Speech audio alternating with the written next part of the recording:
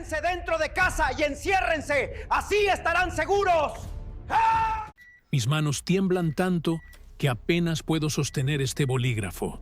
El sudor frío no para de correr por mi frente, mezclándose con algo que podría ser sangre seca. No sé si es mía o de ellos. Dios mío, ¿cómo explicar lo que pasó anoche? ¿Cómo poner en palabras algo que mi mente todavía se niega a aceptar? Pero tengo que escribirlo. Tengo que dejar constancia de esto, aunque sea lo último que haga. Si alguien encuentra este diario algún día, que sepa que Oriol Bosch estuvo aquí, que luchó, que vio cómo el mundo se desmoronó en una sola noche maldita. Todo empezó como cualquier otra noche de tormenta en Girona. Los truenos retumbaban sobre el establo donde estaba revisando a Brunilda, mi novilla que llevaba días enferma. Sus ojos vidriosos me preocupaban, pero pensé que era solo una infección común. ¡Qué ironía tan cruel! La lluvia golpeaba el techo de zinc con esa furia que solo las tormentas catalanas saben desatar. Y yo estaba ahí, ajeno a todo, acariciando el hocico húmedo de Brunilda mientras ella respiraba con dificultad.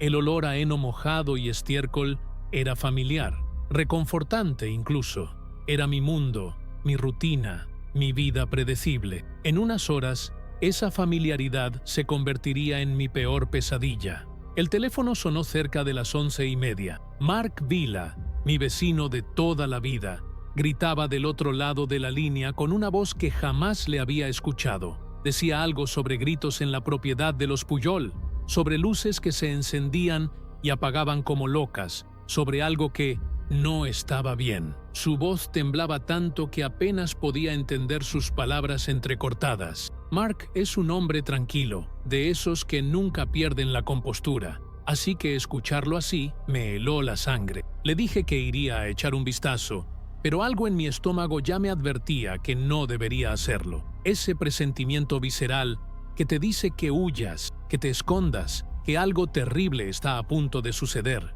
Tomé mi linterna y la escopeta de mi abuelo, esa vieja Remington que colgaba sobre la chimenea más por tradición que por uso.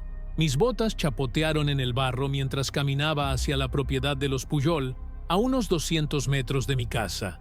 La lluvia me empapaba la chaqueta, y cada relámpago iluminaba el paisaje familiar de una manera siniestra, como si las sombras se movieran por voluntad propia.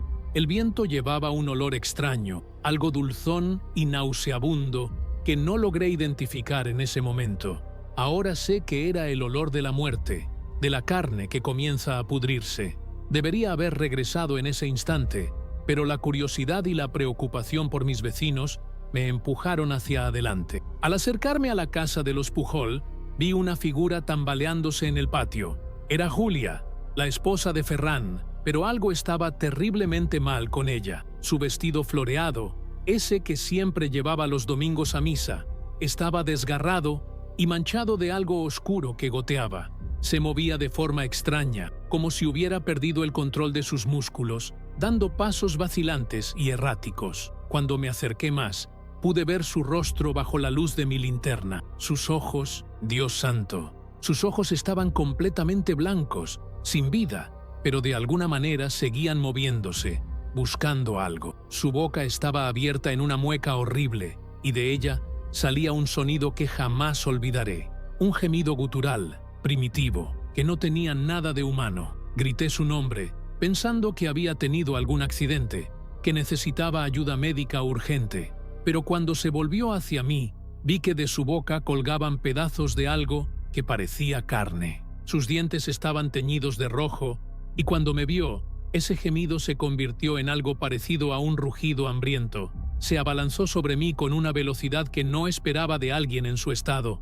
Tuve que empujarla con fuerza para que no me alcanzara, y cuando cayó al suelo, pude ver el cuerpo de Ferran tirado cerca de la puerta principal. Estaba inmóvil, con el cuello desgarrado de una manera que me hizo vomitar inmediatamente. La lluvia lavaba la sangre, creando charcos rosados que se extendían por el patio como pequeños ríos de horror. Corrí de vuelta a mi casa, con el corazón latiendo tan fuerte que pensé que se me saldría del pecho. Mis piernas temblaban mientras marcaba el número de la Guardia Civil, pero las líneas estaban ocupadas. Una y otra vez solo escuchaba esa maldita señal de ocupado. Intenté llamar a la ambulancia, al ayuntamiento, a cualquiera que pudiera explicarme qué demonios estaba pasando. Nada. Era como si el mundo entero hubiera enloquecido de repente. Desde la ventana de mi cocina pude ver luces encendiéndose en otras casas del vecindario, y entonces escuché los gritos. Primero uno, luego otro, hasta que se convirtieron en un coro de terror que se extendía por toda la zona rural. Los Soler, los Martí, los Rivas, todos gritaban al mismo tiempo, como si una plaga de pesadillas hubiera descendido sobre nosotros. La electricidad se cortó justo cuando intentaba llamar por 10ª vez a emergencias. La oscuridad me envolvió como una manta helada, y solo el resplandor intermitente de los relámpagos me permitía ver algo. Mis manos temblaban tanto que dejé caer el teléfono, y el sonido del plástico rompiéndose contra el suelo de baldosas resonó como un disparo en el silencio mortal de mi casa. El pánico me subía por la garganta como bilis ácida. Podía sentir cómo el sudor frío me empapaba la camisa, pegándola a mi piel como una segunda piel viscosa. Mis animales en el establo comenzaron a hacer un ruido que jamás había escuchado. No eran mugidos normales, sino algo desesperado, aterrorizado, como si supieran que algo antinatural se acercaba. Era un sonido que me erizaba cada pelo del cuerpo y me hacía rechinar los dientes involuntariamente. Salí corriendo hacia el establo con la escopeta en las manos, tropezando con charcos y piedras en la oscuridad. Mis botas se hundían en el barro con cada paso, y el sonido de succión me recordaba a algo masticando, algo húmedo y repugnante. El olor a lluvia se había mezclado con ese hedor dulzón y nauseabundo que ahora reconocía como el olor de la muerte. Cuando llegué al establo, encontré a Rex, mi pastor alemán, tirado junto a la puerta. Su cuello estaba desgarrado de la misma manera horrible que el de Ferran. La sangre formaba un charco oscuro que se mezclaba con el agua de lluvia, y sus ojos, esos ojos leales que me habían acompañado durante 8 años, estaban vidriosos y sin vida. Me arrodillé junto a él, y mis lágrimas se mezclaron con la lluvia mientras acariciaba su pelaje empapado por última vez. Rex había sido más que un perro. Era mi compañero, mi guardián, mi familia. Dentro del establo, el caos era total. 3 figuras se movían entre mis vacas con esa misma torpeza antinatural que había visto en Julia. Una de ellas tenía puesto el uniforme desgarrado de cartero. Era Joseph, el hombre que me había traído el correo durante 15 años. Ahora tenía la cara medio arrancada, y de su boca abierta goteaba una mezcla de saliva y sangre que caía sobre el heno. Otra era una mujer que no reconocí inmediatamente, con el cabello rubio manchado de rojo y los brazos extendidos hacia Toro, mi semental, que se defendía a coces desesperadas. La tercera figura era más pequeña, y cuando un relámpago iluminó el establo, vi con horror que era la pequeña Marta, la nieta de los Rivas, de apenas 8 años, pero ya no era Marta. Era algo que había tomado su forma, algo que gruñía y bababa mientras intentaba morder las patas de mis animales aterrorizados. Levanté la escopeta con manos que temblaban como hojas en el viento. Nunca había disparado a una persona en mi vida, y aunque sabía que esas cosas ya no eran personas, mi mente se resistía a apretar el gatillo. El primer disparo fue hacia Joseph.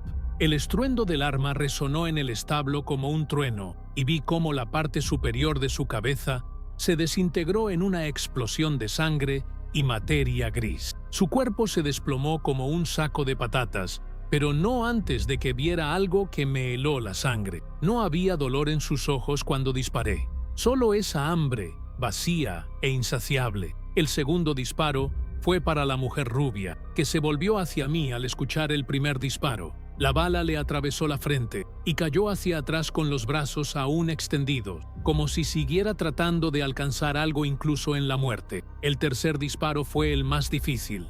Marta se había vuelto hacia mí, y por un momento, en la penumbra del establo, pude ver un destello de la niña que había sido, pero luego abrió la boca, y de ella salió ese rugido inhumano que me confirmó que la pequeña Marta ya no existía. Mis lágrimas me cegaban mientras apretaba el gatillo, y cuando el humo se desvaneció, vi su pequeño cuerpo inmóvil sobre el heno manchado de sangre. Vomité violentamente, vaciando mi estómago hasta que solo salía bilis amarga. Mis rodillas cedieron y caí al suelo embarrado, sollozando como no lo había hecho desde que murió mi madre. El olor a pólvora se mezclaba con el hedor de la muerte, creando una combinación que me quemaba las fosas nasales y me hacía arquear el estómago. Pero no había tiempo para el duelo. 3 de mis vacas habían sido mordidas y podía ver las heridas sangrantes en sus flancos. Sabía lo que tenía que hacer, aunque cada fibra de mi ser se rebelara contra ello. Esas vacas habían sido criadas por mí desde terneras. Conocía sus personalidades, sus manías, sus nombres. Brunilda, la que había estado enferma, me miraba con ojos que ya comenzaban a vidriarse de esa manera horrible. Con el corazón destrozado, tuve que sacrificarlas una por una. Cada disparo era como arrancarme un pedazo del alma. La sangre salpicaba las paredes de madera del establo y el olor metálico se volvía tan intenso que tenía que respirar por la boca para no vomitar de nuevo. Mis manos estaban cubiertas de sangre hasta las muñecas y podía sentir cómo se secaba bajo mis uñas, creando una sensación pegajosa y repugnante. Fue entonces cuando escuché un gemido suave desde el pajar. Con la escopeta lista, me acerqué lentamente, esperando encontrar otra de esas criaturas. Pero cuando aparté el heno, encontré a Elia Fortuny, la joven de 19 años que me ayudaba con las tareas de la granja los fines de semana. Estaba acurrucada como un animal herido, temblando violentamente y con los ojos rojos de tanto llorar. Su ropa estaba desgarrada y manchada de sangre, pero parecía ilesa. Cuando me vio, se aferró a mí como si fuera su salvación, y pude sentir cómo su cuerpo entero se sacudía con sollozos silenciosos. Me contó entre lágrimas cómo había visto a su propia madre transformarse, cómo había tenido que huir de su casa cuando su padre intentó morderla, después de que algo lo atacara en el jardín. Su voz era apenas un susurro ronco, como si hubiera gritado tanto que ya no le quedaran fuerzas. El terror en sus ojos era tan profundo que parecía haber envejecido años en una sola noche. Mientras consolaba a Elia, escuché algo que me hizo erizar cada pelo del cuerpo. El sonido de las puertas del establo abriéndose lentamente. El chirrido de las bisagras oxidadas se mezcló con un coro de gemidos guturales que venía del exterior. A través de las rendijas de las paredes de madera, pude ver sombras moviéndose, docenas de ellas, acercándose lentamente al establo. La lluvia había cesado, pero ahora podía escuchar claramente el chapoteo de pies descalzos en el barro, el sonido húmedo de respiraciones irregulares y ese gemido constante que parecía venir de todas las direcciones a la vez. Elia se aferró más fuerte a mi brazo y pude sentir sus uñas clavándose en mi piel a través de la tela de la camisa. El miedo era tan tangible que podía saborearlo en mi boca, metálico y amargo como sangre vieja. Las puertas se abrieron completamente y lo que vi me robó el aliento de los pulmones como un puñetazo en el estómago. Una horda de figuras tambaleantes se derramó en el establo como una marea de pesadilla.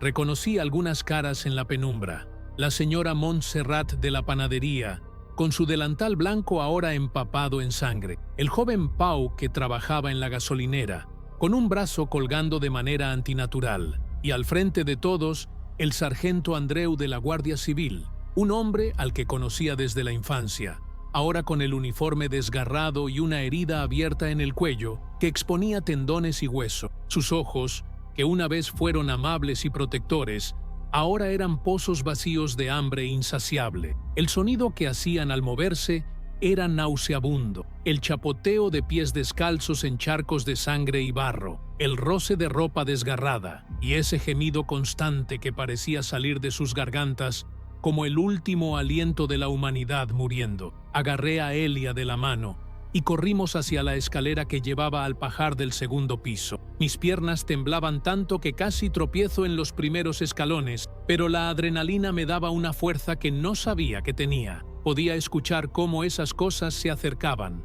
sus pasos irregulares resonando en el suelo de madera del establo. El olor que desprendían era indescriptible, una mezcla de carne podrida, orina y algo dulzón que me recordaba a fruta fermentada. Elia subía delante de mí, y pude ver cómo sus manos se aferraban a los escalones con tanta fuerza que sus nudillos se habían puesto blanco. Cuando llegamos arriba, pateé la escalera con todas mis fuerzas y la vi caer con un estruendo que resonó por todo el establo. Abajo, las criaturas se agruparon al pie de donde había estado la escalera, extendiendo sus brazos hacia nosotros y emitiendo esos gemidos desesperados que me taladraban los oídos. Desde la ventana del pajar, la vista era apocalíptica. Docenas de figuras se movían por mi propiedad como hormigas, saliendo de un hormiguero destruido. Podía ver el resplandor de incendios a lo lejos, probablemente en el pueblo, y el cielo nocturno tenía un tinte rojizo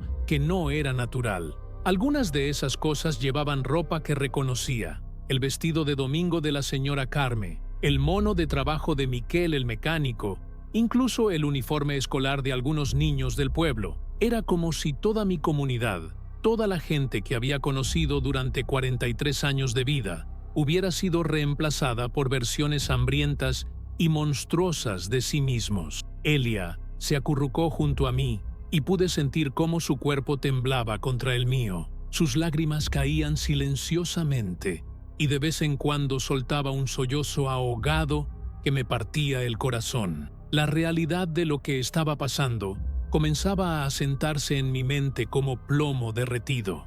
Necesitábamos salir de ahí, pero ¿cómo? Abajo había al menos 20 de esas cosas, y más seguían llegando atraídas por el ruido. Fue entonces cuando se me ocurrió una idea desesperada y cruel. Tenía que usar una de mis vacas como distracción, sacrificar a uno de mis animales para salvar nuestras vidas. La idea me revolvía el estómago, pero no había alternativa. Elegí a Carmela, una vaca lechera mayor que ya estaba cerca del final de su vida productiva. Con el corazón destrozado, la empujé hacia el borde del pajar. Cuando cayó al suelo del establo con un mugido aterrorizado, todas esas cosas se volvieron hacia ella, como si fueran atraídas por un imán. El sonido que hicieron al abalanzarse sobre el pobre animal era indescriptible, una mezcla de gruñidos, chasquidos de dientes y el sonido húmedo de carne siendo desgarrada. Tuve que taparme los oídos para no escuchar los mugidos agonizantes de Carmela, pero sabía que era nuestra única oportunidad.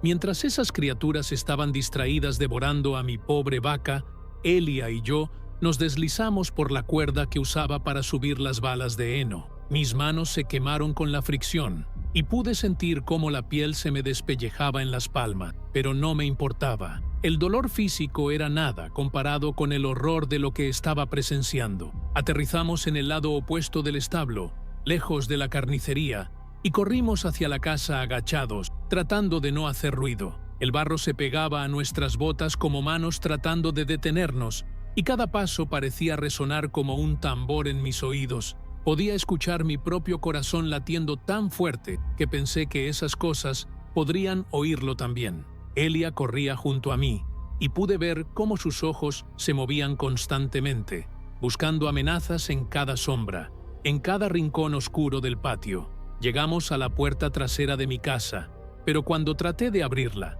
descubrí que estaba bloqueada desde adentro. Algo pesado había sido arrastrado contra ella, y por más que empujé, no cedía ni un centímetro. Fue entonces cuando escuchamos pasos en el interior de la casa, ese mismo caminar irregular y torpe que habíamos visto en el establo. Mi propia casa, mi refugio, mi hogar de toda la vida, había sido invadida por esas abominaciones. Podía escuchar cómo arrastraban muebles, cómo chocaban contra las paredes, y ese gemido constante que ahora parecía venir de todas las direcciones. Elia me agarró del brazo con tanta fuerza que pude sentir cómo sus uñas se clavaban en mi piel. Y cuando la miré, vi que sus ojos estaban tan abiertos por el terror que parecían ocupar toda su cara. El miedo había transformado su rostro joven en una máscara de horror puro. Corrimos hacia el sótano, cuya entrada estaba en el exterior de la casa. La puerta de metal estaba oxidada y chirriaba al abrirse, pero por suerte no estaba bloqueada. Bajamos las escaleras de piedra a toda velocidad, y cuando cerré la puerta detrás de nosotros, el sonido del cerrojo encajando fue como música celestial. Pero nuestra sensación de alivio duró poco. El sótano estaba oscuro como boca de lobo, y solo tenía mi linterna, cuyas pilas ya estaban débiles. La luz amarillenta apenas iluminaba unos metros adelante, creando sombras danzantes que parecían moverse por voluntad propia. El aire estaba viciado y húmedo, con un olor a moho y tierra húmeda que se pegaba a la garganta. Podía escuchar el goteo constante de agua filtrándose por las paredes de piedra, y cada gota sonaba como un martillo golpeando en el silencio mortal del sótano. Pero incluso ahí abajo no estábamos seguros. Podía escuchar golpes sordos en el techo, como si esas cosas hubieran encontrado la entrada del sótano y estuvieran tratando de romper la puerta. Cada golpe hacía que pequeñas partículas de polvo cayeran del techo de madera, y pude ver cómo algunas vigas comenzaban a crujir bajo la presión. Elia estaba sentada en un rincón, abrazándose las rodillas y meciendo su cuerpo hacia adelante y hacia atrás como si fuera una niña pequeña. Sus ojos estaban perdidos en algún punto del vacío, y de vez en cuando murmuraba algo que no podía entender. El trauma de lo que había visto estaba comenzando a quebrar su mente, y yo sabía que si no encontrábamos una salida pronto, ambos terminaríamos locos. El agua comenzó a filtrarse más rápidamente, formando charcos en el suelo de tierra que se expandían lentamente hacia donde estábamos. La lluvia había vuelto y el sótano se estaba inundando. El agua subía inexorablemente y pronto nos llegaba a los tobillos. Era agua fría y sucia, mezclada con barro y algo más que no quería identificar. El olor que desprendía era nauseabundo, como si arrastrara consigo la podredumbre de todo lo que había tocado en su camino hacia el sótano. Elia había dejado de mecerse y ahora me miraba con ojos que reflejaban el mismo pánico que yo sentía. Sabíamos que teníamos que movernos, pero ¿hacia dónde? Recordé entonces la vieja carbonera que mi abuelo había construido décadas atrás, un túnel que conectaba el sótano con la sala de estar de la casa. No lo había usado en años y estaba bloqueado por cajas y trastos viejos, pero era nuestra única opción. Mis manos temblaban mientras apartaba muebles oxidados y cajas empapadas, y cada movimiento parecía hacer un ruido ensordecedor en el silencio del sótano. El agua ya nos llegaba a las rodillas y podía sentir cómo el frío se filtraba a través de mis botas, entumeciendo mis pies. Encontré la entrada de la carbonera detrás de una estantería metálica que pesaba como el demonio. Elia me ayudó a moverla, y juntos logramos despejar el paso. El túnel era estrecho y bajo, apenas lo suficiente para que una persona pudiera arrastrarse.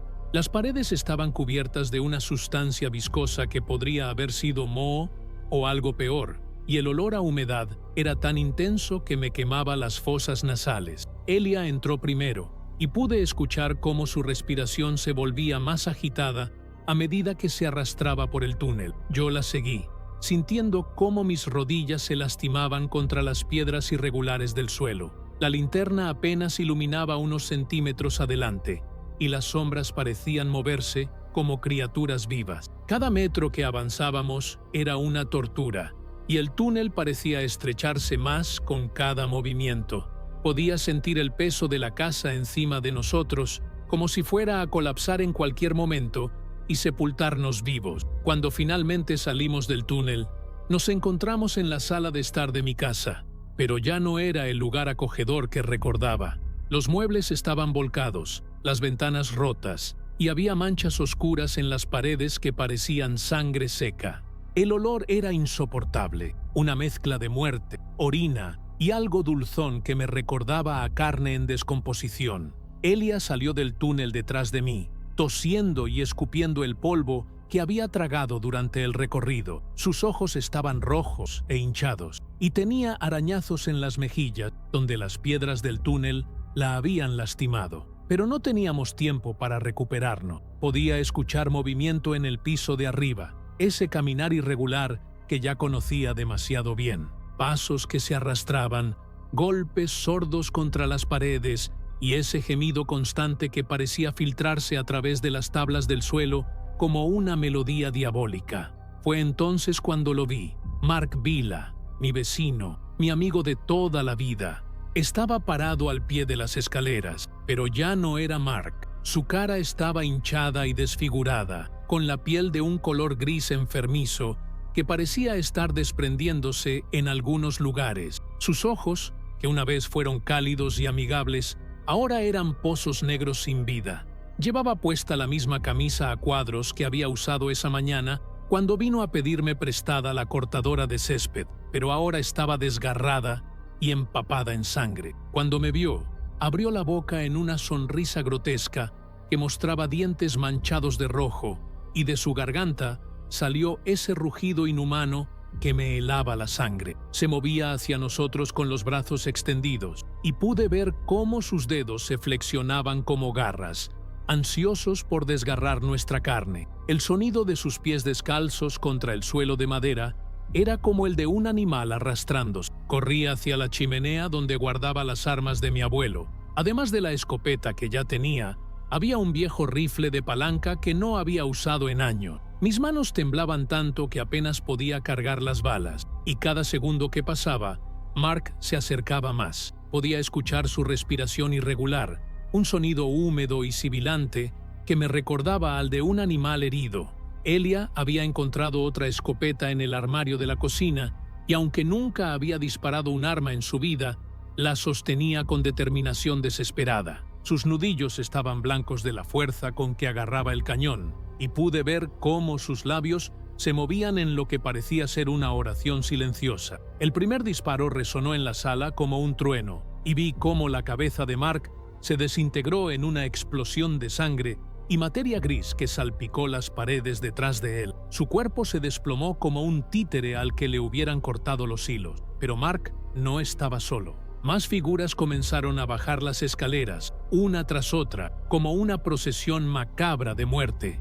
Reconocí al profesor Genís, el director de la escuela, con su traje siempre impecable, ahora desgarrado y manchado. Su corbata colgaba de su cuello como una soga, y tenía una herida abierta en la mejilla que exponía los dientes. Detrás de él venía la señora Rosa, la bibliotecaria, con su cabello gris ahora pegajoso de sangre seca. Y después, más y más, hasta que perdí la cuenta. Era como si todo el pueblo hubiera venido a visitarme en mi propia casa, pero convertidos en estas abominaciones hambrientas. Cada disparo era como un martillazo en mis oídos, y el olor a pólvora se mezclaba con el hedor de la muerte.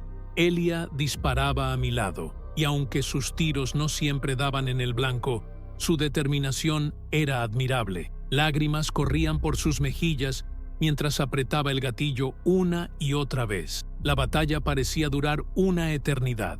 Disparábamos, recargábamos, disparábamos de nuevo, mientras esas cosas seguían bajando las escaleras como una cascada interminable de horror. Mis brazos dolían por el retroceso del rifle, y tenía los oídos completamente ensordecidos por el estruendo constante de los disparos. El suelo de la sala estaba cubierto de casquillos vacíos que tintineaban bajo nuestros pies, y las paredes estaban salpicadas de sangre y pedazos de carne que no quería identificar. En un momento dado, se me acabaron las balas del rifle, y tuve que usar la culata como garrote para golpear a una criatura que había logrado acercarse demasiado. El impacto resonó en mis huesos, y pude sentir cómo algo se rompía en el cráneo de la cosa. Elia gritaba mientras disparaba, un grito primitivo de terror y rabia que salía de lo más profundo de su ser. Sus ojos ya no mostraban miedo, sino una determinación feroz de sobrevivir a cualquier costo. Cuando finalmente cesaron los disparos, el silencio que siguió fue ensordecedor. Mis oídos zumbaban, y podía saborear la pólvora en mi boca como si hubiera masticado metal. El suelo estaba cubierto de cuerpos inmóviles, y la sangre formaba charcos que se extendían lentamente entre los muebles volcados. Elia y yo nos quedamos de pie en medio de la carnicería, jadeando como animales exhaustos. Nuestras ropas estaban empapadas de sudor y salpicadas de sangre, y nuestras manos temblaban incontrolablemente por la adrenalina. Podía ver mi reflejo en el espejo roto de la pared. Tenía la cara cubierta de polvo y sangre seca. Los ojos inyectados en sangre, y una expresión que no reconocía. Era la cara de alguien que había visto el infierno y había logrado salir vivo, pero que ya nunca volvería a ser el mismo. El amanecer comenzaba a filtrarse por las ventanas rotas, pintando la escena de destrucción con una luz dorada que parecía obscenamente hermosa después de tanta oscuridad. Los primeros rayos del sol se filtraban por las ventanas destrozadas como dedos dorados, tocando una escena salida del mismísimo infierno. El contraste era obsceno, esa luz cálida y familiar del amanecer catalán iluminando los cuerpos mutilados esparcidos por mi sala de estar. Elia se había dejado caer contra la pared, con la escopeta aún humeante en sus manos temblorosas. Sus ojos estaban perdidos, mirando algo que solo ella podía ver, y de su boca salían pequeños gemidos ahogados que me partían el alma. Yo me senté en lo que quedaba de mi sofá favorito, ese donde había visto tantos partidos del Barça con mi padre antes de que muriera. Ahora estaba empapado en sangre que no era mía, y los cojines tenían agujeros de bala que dejaban escapar el relleno como nieve sucia. Mis manos no paraban de temblar, y cada vez que cerraba los ojos, veía las caras de mis vecinos transformadas en monstruos. Mark, Genís, Rosa, gente que había conocido toda mi vida, con la que había compartido cenas, celebraciones, penas, ahora yacían inmóviles en mi suelo, y yo era el responsable de sus muertes.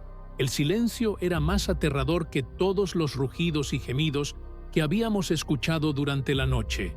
Era un silencio pesado, cargado de muerte y desesperación, que se pegaba a la piel como una segunda capa de sudor frío. Podía escuchar mi propia respiración entrecortada, el goteo constante de sangre desde algún lugar que no podía identificar, y el zumbido persistente en mis oídos que me recordaba cada disparo que había hecho. Elia había comenzado a mecerse de nuevo, abrazando la escopeta como si fuera un bebé, y sus labios se movían en susurros inaudibles que podrían haber sido oraciones o simplemente palabras sin sentido. Su cabello rubio estaba pegajoso de sangre seca, y tenía arañazos en los brazos donde algunas de esas cosas habían logrado tocarla. Cada marca en su piel joven era como una cicatriz en mi conciencia, un recordatorio de que había fallado en protegerla completamente. El olor en la habitación era indescriptible: pólvora, sangre, excrementos y algo más dulzón que me revolvía el estómago cada vez que respiraba. Fue entonces cuando escuché algo que me hizo levantar la cabeza con una mezcla de esperanza y terror. El sonido distante de motores. No era el ronroneo familiar de los tractores o camiones del pueblo, sino algo más pesado, más militar. Vehículos blindados, tal vez tanques, acercándose desde la dirección del pueblo. Me arrastré hasta la ventana rota, cuidando de no cortarme con los cristales que crujían bajo mis botas, y miré hacia el horizonte. Una columna de humo negro se alzaba desde donde debería estar el centro del pueblo, y podía ver destellos de luz que podrían haber sido explosiones o disparos. Los sonidos de los motores se hacían más fuertes, mezclándose con algo que parecían gritos distantes, y el estruendo ocasional de armas pesadas. Era el ejército. Tenía que serlo. Habían venido a rescatarnos, a restaurar el orden, a explicar qué demonios había pasado durante esta noche maldita. Pero una parte de mí, una parte oscura y cínica que había nacido durante las últimas horas, se preguntaba si no habían llegado demasiado tarde. Elia había escuchado los motores también, y por primera vez en horas vi un destello de algo parecido a la esperanza en sus ojos. Se acercó a la ventana arrastrando los pies, evitando cuidadosamente los cuerpos que yacían en su camino. Cuando llegó a mi lado, pude sentir cómo temblaba, no solo de miedo, sino también de agotamiento. Habíamos estado despiertos toda la noche, luchando por nuestras vidas, y nuestros cuerpos estaban al límite de sus fuerzas. Sus labios estaban agrietados y secos, y tenía ojeras profundas que la hacían parecer años mayor. Cuando habló, su voz era apenas un susurro ronco. ¿Crees que nos van a ayudar? La pregunta colgó en el aire como una súplica desesperada. Yo quería decirle que sí, que todo iba a estar bien, que los soldados vendrían y nos llevarían a un lugar seguro, donde podríamos olvidar esta pesadilla. Pero las palabras se me atascaron en la garganta, porque en el fondo sabía que nada volvería a ser igual. Los vehículos se acercaban más, y ahora podía distinguir el sonido característico de las orugas de los tanques aplastando el asfalto. Pero también escuchaba algo más, una voz amplificada por un altavoz, repitiendo un mensaje que no podía entender completamente desde la distancia. Las palabras llegaban fragmentadas por el viento. Cuarentena, disparar, infectados. Mi sangre se heló cuando comprendí lo que estaba pasando. No habían venido a rescatarnos, habían venido a contener la infección, y eso significaba que cualquiera que hubiera estado en contacto con esas cosas era considerado una amenaza.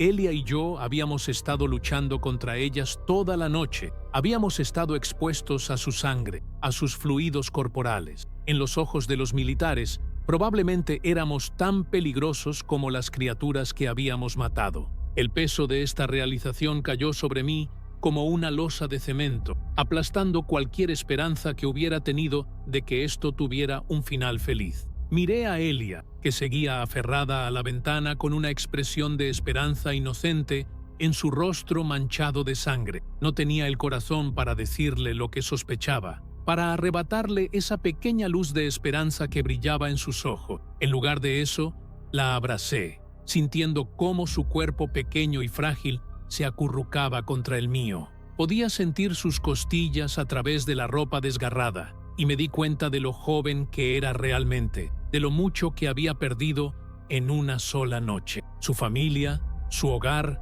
su inocencia, todo había sido devorado por esta plaga que había convertido a nuestros vecinos en monstruos. Mis lágrimas cayeron sobre su cabello, mezclándose con la sangre seca y el polvo. Por primera vez desde que todo esto comenzó, me permití llorar de verdad, no solo por el horror que habíamos vivido, sino por todo lo que habíamos perdido y nunca podríamos recuperar. El mundo que conocíamos había muerto durante la noche, y nosotros éramos los únicos testigos de su agonía. Los sonidos de los vehículos militares se hacían más fuertes, y ahora podía escuchar voces gritando órdenes en español. Parecían estar estableciendo un perímetro alrededor del pueblo, y el mensaje del altavoz se repetía con más claridad.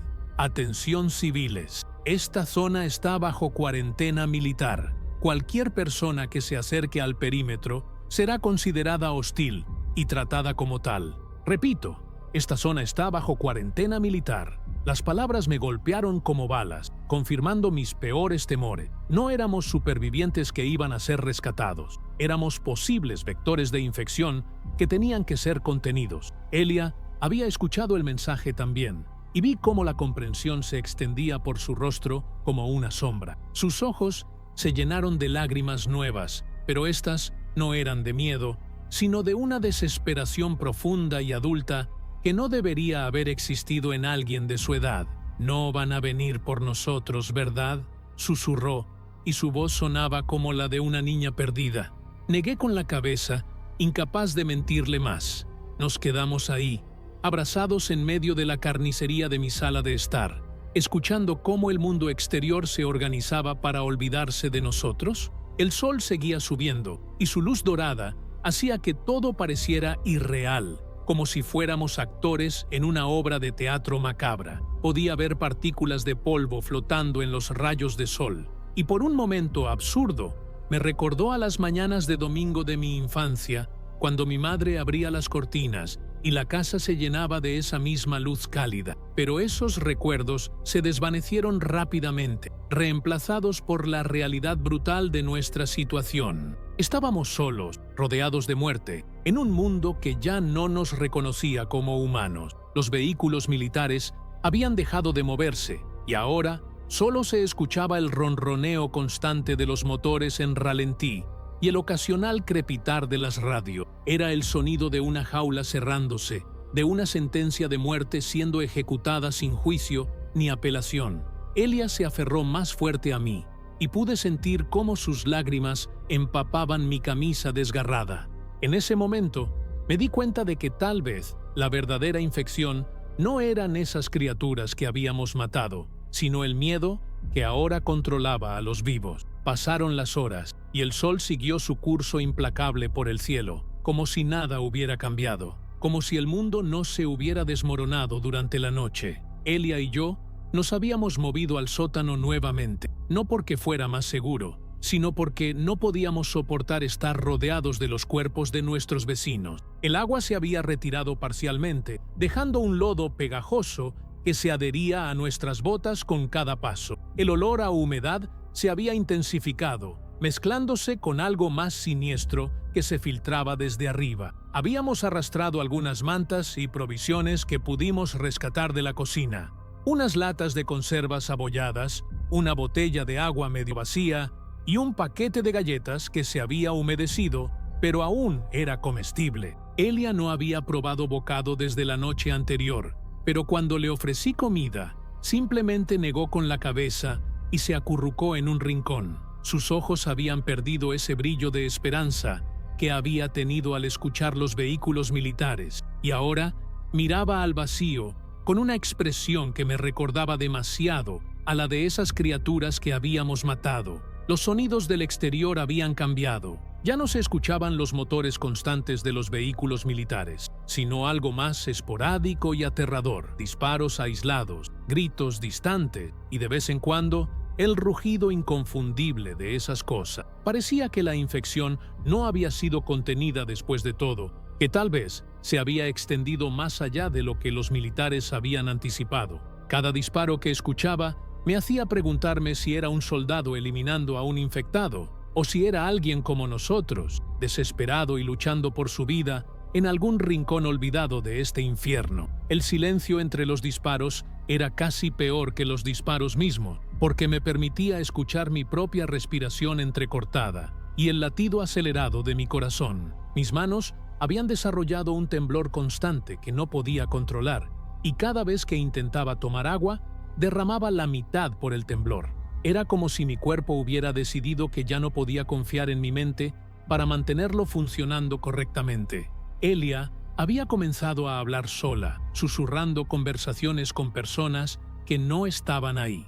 A veces mencionaba a su madre, otras veces a su hermano pequeño que vivía en Barcelona. Sus palabras eran fragmentadas e incoherentes, pero podía captar pedazos. «Mamá, ¿dónde estás? No debería haber venido a trabajar hoy. ¿Por qué no contestas el teléfono?» Era desgarrador escucharla, porque sabía que su mente estaba tratando de procesar un trauma que era demasiado grande para cualquier persona, especialmente para alguien tan joven. Intenté acercarme a ella varias veces, pero cada vez que lo hacía, se encogía como un animal herido y me miraba con ojos que no me reconocían completamente. El shock postraumático estaba apoderándose de ella y yo no tenía idea de cómo ayudarla. Mi propia mente se sentía fragmentada, como si fuera un espejo roto donde cada pedazo reflejaba una imagen diferente del horror que habíamos vivido. Podía sentir cómo mi cordura se deslizaba lentamente entre mis dedos como arena húmeda. La tarde trajo consigo un calor sofocante que se filtraba incluso hasta el sótano. El aire se volvió espeso y difícil de respirar, cargado de humedad, y ese olor dulzón de descomposición que parecía haberse impregnado en las paredes mismas de la casa. Mis ropas estaban empapadas de sudor, y podía sentir cómo la sal se secaba en mi piel, dejando una capa pegajosa que me picaba constantemente. Elia había dejado de hablar, y ahora simplemente se mecía en silencio, con los ojos cerrados y una expresión de concentración intensa, como si estuviera escuchando algo que yo no podía oír. De vez en cuando, sus labios se movían sin emitir sonido, y me preguntaba si estaba rezando o si simplemente había perdido la capacidad de distinguir entre el mundo real y las voces en su cabeza. Yo mismo comenzaba a escuchar cosas, susurros en las paredes, pasos en el piso de arriba donde sabía que no había nadie vivo, y ocasionalmente lo que sonaba como mi nombre siendo llamado por una voz que no podía identificar. Cuando el sol comenzó a ponerse, decidí subir a revisar la situación. Necesitaba saber si esas cosas habían regresado, si los militares seguían ahí, si había alguna posibilidad de escape. Dejé a Elia en el sótano con una de las escopetas y subí las escaleras con el rifle de mi abuelo en las manos. La casa estaba exactamente como la habíamos dejado.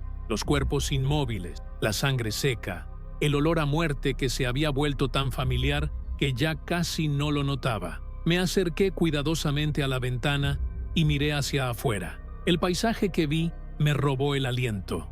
Mi propiedad, que había sido mi orgullo durante décadas, estaba irreconocible. Los campos estaban quemados. Había cráteres que parecían haber sido hechos por explosivos, y en la distancia podía ver los restos humeantes de lo que una vez había sido el pueblo. No había señales de vida, ni humana ni animal. Era como si hubieran decidido borrar toda evidencia de que alguna vez había existido una comunidad aquí.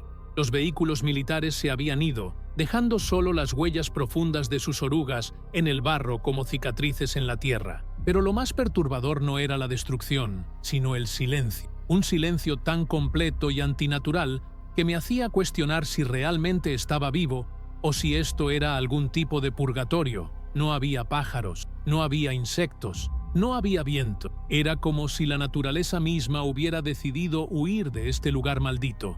Me quedé ahí durante lo que parecieron horas, esperando ver algún movimiento, alguna señal de que no éramos los únicos supervivientes en este páramo desolado. Pero no había nada, solo el silencio y la sensación creciente de que estábamos completamente solos en un mundo que ya no nos quería. Cuando finalmente bajé al sótano, encontré a Elia exactamente como la había dejado, pero ahora tenía los ojos abiertos y me miraba con una expresión que no pude descifrar. ¿Viste algo?, me preguntó con una voz que sonaba extrañamente calmada. Cuando le dije que no, asintió como si hubiera esperado esa respuesta. Yo tampoco, susurró, pero puedo sentirlos. Están ahí afuera, esperando. La noche cayó como una cortina negra, y con ella llegó un frío que parecía filtrarse hasta los huesos. Habíamos encendido una pequeña vela que encontré en un cajón, y su luz parpadeante creaba sombras danzantes en las paredes del sótano que parecían moverse por voluntad propia. Elia se había acercado a mí, no por afecto sino por necesidad de calor humano, y podía sentir cómo temblaba contra mi costado. Sus temblores no eran solo de frío, eran de algo más profundo, algo que había roto dentro de ella durante las últimas 24 horas. Yo mismo me sentía diferente, como si hubiera cruzado una línea invisible que separaba al hombre que había sido del hombre que era ahora. El oriol que se había levantado ayer por la mañana para revisar a sus vacas ya no existía. En su lugar, había alguien que había matado a sus vecinos, que había visto el fin del mundo, que había perdido todo lo que alguna vez había considerado importante. Era un extraño habitando mi propio cuerpo, y no estaba seguro de si me gustaba quien había llegado a ser.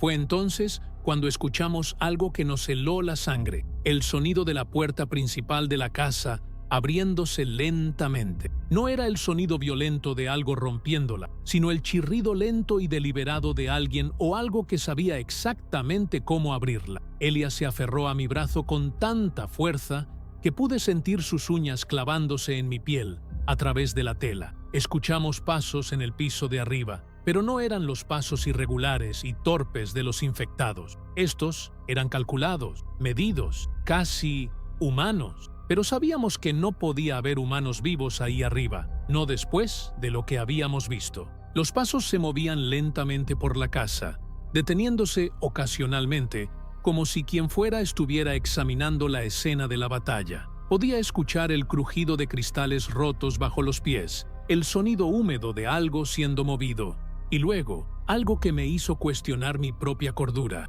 el sonido de alguien silbando una melodía que reconocí.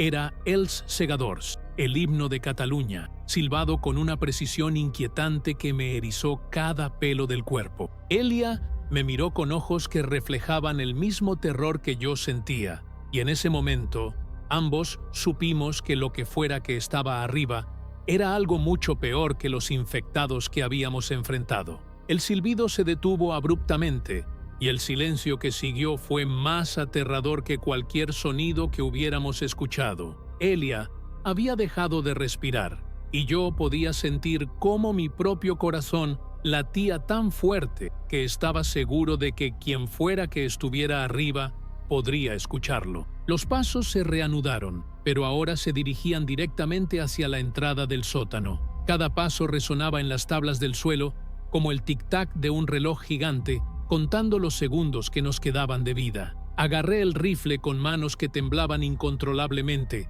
pero una parte de mí sabía que las balas no servirían contra lo que fuera que se acercaba. Era algo diferente, algo que había aprendido a moverse como humano, pero que había perdido toda humanidad en el proceso.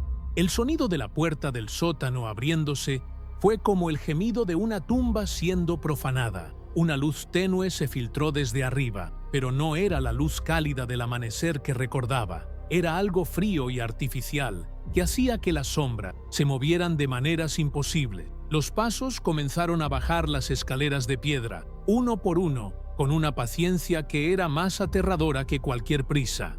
Podía ver la silueta de unas piernas bajando, pero había algo mal en la forma en que se movían, como si los huesos no estuvieran conectados correctamente. Elia se había acurrucado detrás de mí, y podía sentir su respiración entrecortada contra mi espalda. Sus manos se aferraban a mi camisa con tanta fuerza que podía escuchar cómo la tela se desgarraba lentamente. Cuando la figura finalmente llegó al pie de las escaleras, pude ver quién era, y mi mente se negó a procesar lo que veían mis ojos. Era el padre Miquel, el sacerdote del pueblo, pero algo estaba terriblemente mal con él. Su sotana negra estaba intacta, sin una sola mancha de sangre, y su rostro tenía esa palidez cerosa de los muertos, pero sus ojos brillaban con una inteligencia malévola que me hizo comprender que esto no era un simple infectado, era algo mucho peor, algo que había conservado su conciencia, pero había perdido su alma en el proceso. «Oriol», dijo con una voz que era exactamente la misma que recordaba de los domingos en misa, pero que ahora sonaba como si viniera de muy lejos. «Sabía que te encontraría aquí». Su sonrisa era la misma sonrisa benévola que había conocido durante años, pero ahora había algo depredador en ella, algo que me hacía querer correr aunque sabía que no había a dónde ir. Se acercó lentamente, y pude ver que no había heridas visibles en su cuerpo. No había señales de que hubiera sido atacado por los infectados. Era como si hubiera pasado por la transformación de una manera completamente diferente, manteniendo su apariencia humana pero perdiendo todo lo que lo hacía humano. Sus pasos no hacían ruido en el suelo de tierra, como si no tuviera peso, como si fuera más una proyección que una presencia física. Elia gimió detrás de mí, un sonido pequeño y quebrado que me partió el corazón. El padre Miquel la miró por encima de mi hombro y su sonrisa se amplió de una manera que no era natural. «Y la pequeña Elia también está aquí», murmuró, y su voz tenía un tono de satisfacción que me revolvió el estómago. «Qué conveniente». Los dos últimos testigos de lo que pasó anoche se detuvo a unos metros de nosotros y pude ver cómo sus ojos se movían, examinando cada detalle del sótano, como si estuviera catalogando todo para algún propósito siniestro.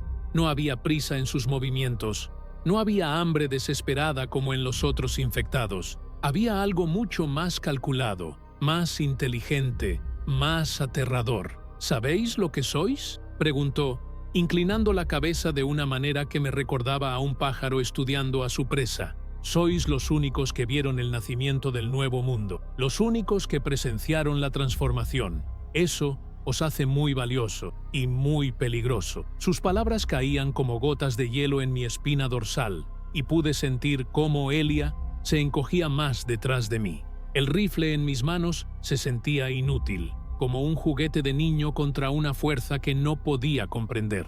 «¿Qué eres?», logré susurrar, aunque mi garganta estaba tan seca que las palabras salieron como un graznido. El padre Miquel se rió, un sonido que era exactamente como su risa de antes, pero que ahora me helaba la sangre. «Soy lo que viene después», respondió, y sus ojos brillaron con una luz que no era natural. «Soy la evolución. Mientras vosotros luchabais contra los infectados primitivos, yo me transformé en algo superior. Mantengo mi conciencia, mi inteligencia, mi memoria, pero he ganado algo mucho más valioso, la comprensión de lo que realmente somos». Se acercó un paso más, y pude ver que su piel tenía un brillo extraño, como si estuviera húmeda pero sin estar mojada. Los infectados que matasteis eran solo la primera fase, yo soy la segunda, y vosotros vais a ayudarme a crear la tercera. Sus palabras no tenían sentido para mí, pero había algo en su tono que me decía que él creía completamente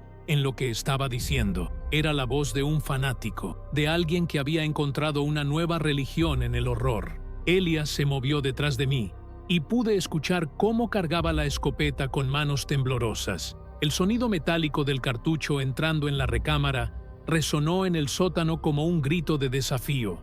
El padre Miquel miró hacia ella con una expresión de diversión genuina, como si fuera un adulto viendo a un niño jugando con armas de juguete. «Ah, la pequeña guerrera», murmuró. «¿Crees que eso va a detenerme? ¿Crees que las balas pueden matar lo que ya está muerto?» Se rió de nuevo, y esta vez el sonido tenía un eco extraño, como si viniera de múltiples gargantas al mismo tiempo. «Disparadme si queréis. Veréis lo inútil que es vuestra resistencia». Había algo en su confianza que me aterraba más que cualquier amenaza directa. Era la confianza de alguien que sabía algo que nosotros no sabíamos, que tenía un conocimiento que nos convertiría en víctimas sin importar lo que hiciéramos. Mis manos sudaban tanto que el rifle se me resbalaba, y podía sentir cómo el pánico comenzaba a nublar mi juicio. «¿Qué quieres de nosotros?», pregunté, tratando de ganar tiempo mientras mi mente buscaba desesperadamente alguna forma de escape, pero sabía que no había ninguna. Estábamos atrapados en el sótano con algo que era peor que la muerte, algo que había conservado la apariencia de un hombre santo, pero que había sido corrompido hasta el núcleo. El padre Miquel sonrió de nuevo, y esta vez pude ver que sus dientes habían cambiado. Seguían siendo blancos y perfectos, pero ahora eran más afilados, más numerosos, como si hubieran crecido nuevas filas detrás de las originales. «Quiero que comprendáis», dijo, y su voz tenía ahora un tono hipnótico que me hacía querer acercarme a él a pesar de mi terror. «Quiero que veáis la belleza de lo que está pasando. La humanidad ha terminado, pero algo mejor ha comenzado, y vosotros vais a ser parte de ello, querráis o no». Sus ojos se fijaron en los míos, y pude ver en ellos un abismo de conocimiento que mi mente no podía procesar. Era como mirar directamente al corazón de la locura y encontrar que tenía una lógica propia, terrible y perfecta. Elia disparó sin previo aviso. El estruendo de la escopeta en el espacio cerrado del sótano fue ensordecedor, y vi cómo los perdigones impactaron directamente en el pecho del padre Miquel. Pero en lugar de caer, simplemente se tambaleó ligeramente y miró hacia abajo, hacia el agujero humeante en su sotana. No había sangre, no había dolor, solo una expresión de ligera molestia, como si hubiera sido interrumpido en medio de una conversación importante. «Interesante», murmuró, tocando el agujero con un dedo. «Duele, pero no como antes, es más como un recuerdo del dolor». Levantó la vista hacia nosotros, y ahora su sonrisa había desaparecido, reemplazada por algo mucho más siniestro. «Ahora es mi turno», susurró, y se abalanzó hacia nosotros con una velocidad que no era humana. Pero justo cuando pensé que todo había terminado, algo imposible sucedió. El techo del sótano comenzó a agrietarse, y a través de las fisuras se filtró una luz que no era de este mundo, una luz que hizo que el padre Miquel se detuviera en seco y mirara hacia arriba con una expresión que, por primera vez, mostraba algo parecido al miedo. La luz que se filtraba por las grietas del techo no era como nada que hubiera visto antes. No era la luz dorada del sol, ni la luz blanca de las lámparas. Era algo que parecía pulsar con vida propia, cambiando de color de manera hipnótica entre tonos que no tenían nombre. El padre Miquel había retrocedido hasta la pared opuesta, y por primera vez desde que había aparecido, vi miedo genuino en sus ojos. Sus manos temblaban mientras miraba hacia arriba, y de su boca salían palabras en un idioma que no reconocí, pero que sonaban como súplicas desesperadas. «No puede ser», susurraba una y otra vez. «No puede estar aquí todavía». La luz se intensificó, y pude sentir cómo algo cambiaba en el aire del sótano, como si la realidad misma estuviera siendo reescrita.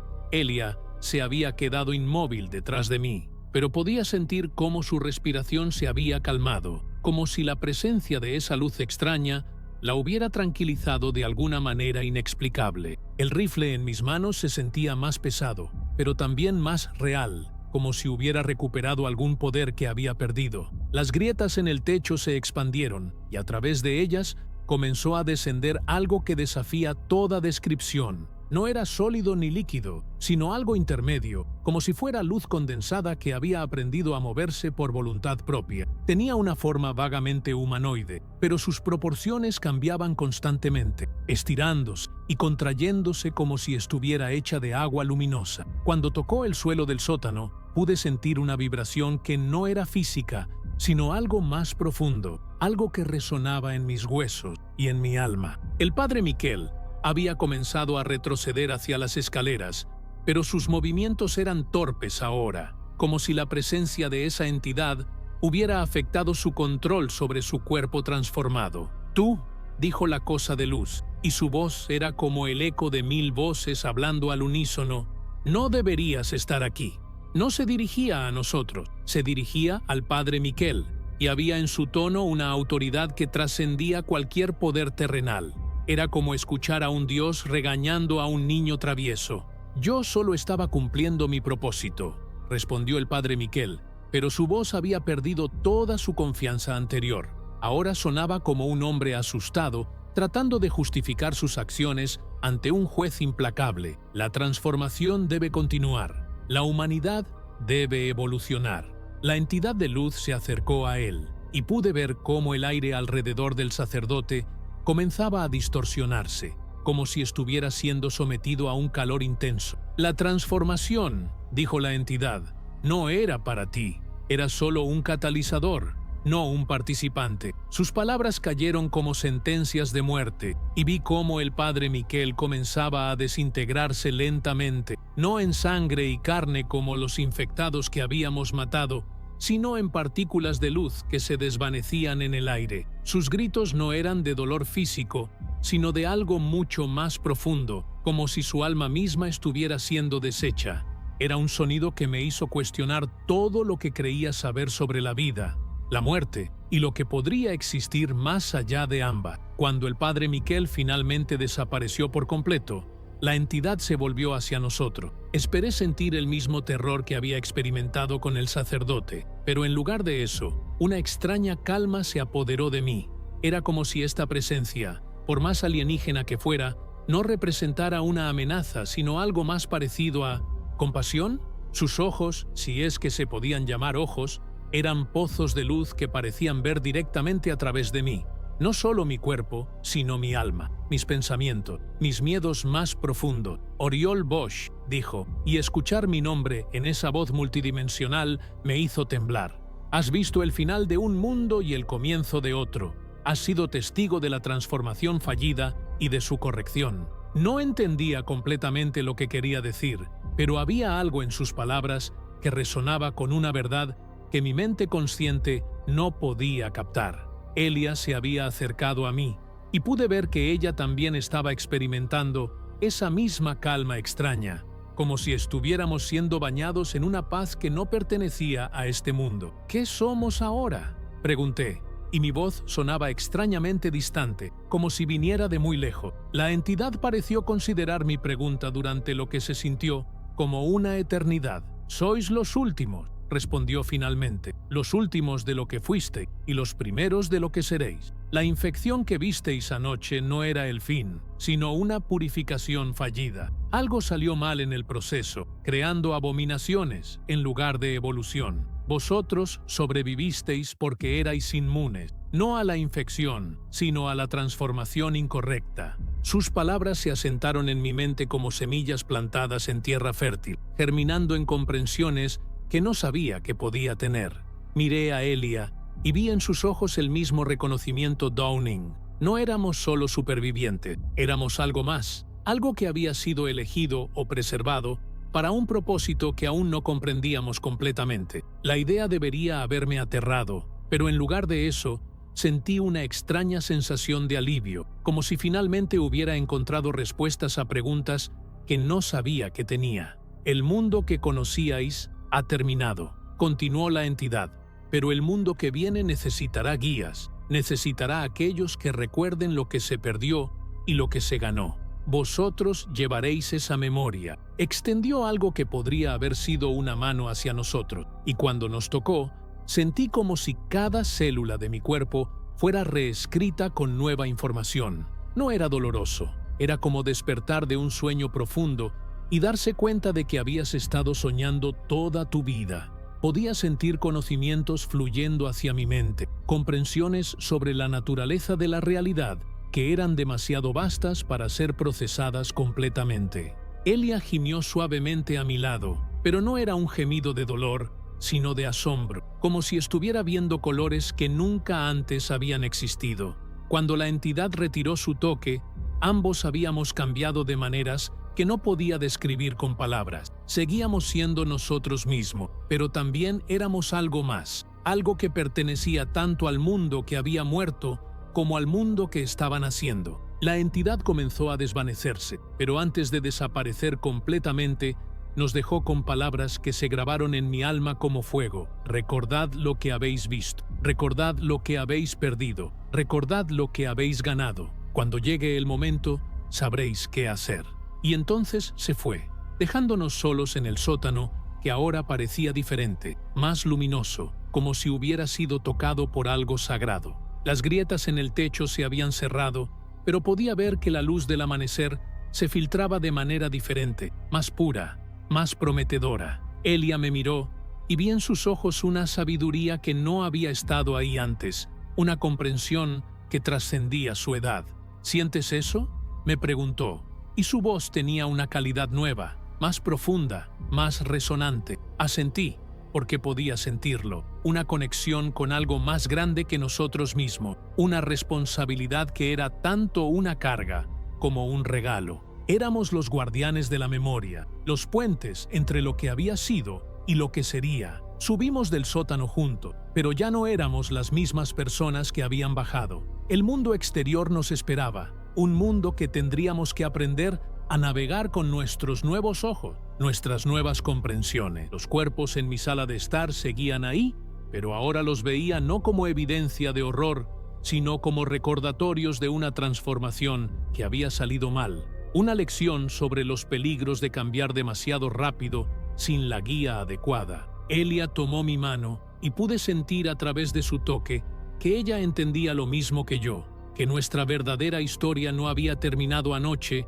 sino que apenas había comenzado. Éramos los últimos testigos del mundo viejo y los primeros habitantes del mundo nuevo, y esa responsabilidad era tanto aterradora como hermosa.